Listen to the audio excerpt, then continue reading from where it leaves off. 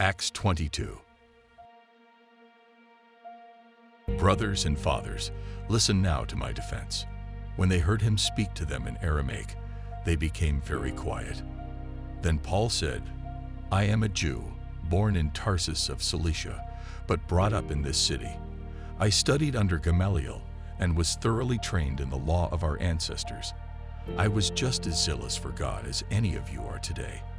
I persecuted the followers of this way to their death, arresting both men and women and throwing them into prison, as the high priest and all the council can themselves testify.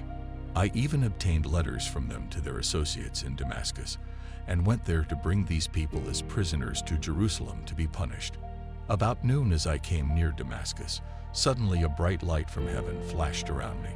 I fell to the ground and heard a voice say to me, Saul, Saul, why do you persecute me? Who are you, Lord? I asked. I am Jesus of Nazareth, whom you are persecuting, he replied.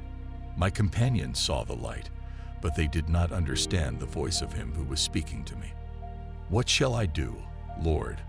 I asked. Get up, the Lord said, and go into Damascus. There you will be told all that you have been assigned to do. My companions led me by the hand into Damascus, because the brilliance of the light had blinded me. A man named Ananias came to see me. He was a devout observer of the law and highly respected by all the Jews living there. He stood beside me and said, Brother Saul, receive your sight. And at that very moment I was able to see him. Then he said, The God of our ancestors has chosen you to know his will and to see the righteous one, and to hear words from his mouth. You will be his witness to all people of what you have seen and heard. And now what are you waiting for? Get up, be baptized, and wash your sins away, calling on his name. When I returned to Jerusalem and was praying at the temple, I fell into a trance and saw the Lord speaking to me. Quick, he said, leave Jerusalem immediately, because the people here will not accept your testimony about me. Lord, I replied, these people know that I went from one synagogue to another to imprison and beat those who believe in you. And when the blood of your martyr Stephen was shed, I stood there giving my approval and guarding the clothes of those who were killing him. Then the Lord said to me, Go, I will send you far away to the Gentiles. Paul, the Roman citizen. The crowd listened to Paul until he said this. Then they raised their voices and shouted, Rid the earth of him. He's not fit to live. As they were shouting and throwing off their cloaks and flinging dust into the air, the commander ordered that Paul be taken into the barracks.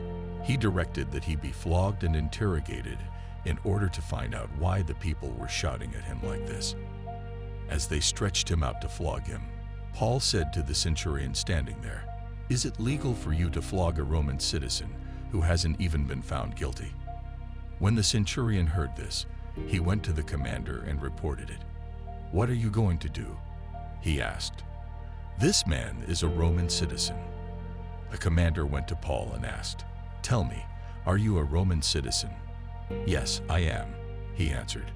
Then the commander said, I had to pay a lot of money for my citizenship.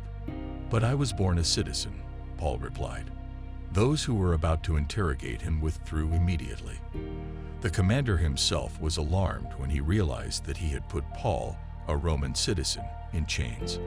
Paul before the Sanhedrin. The commander wanted to find out exactly why Paul was being accused by the Jews. So the next day he released him and ordered the chief priests and all the members of the Sanhedrin to assemble. Then he brought Paul and had him stand before them.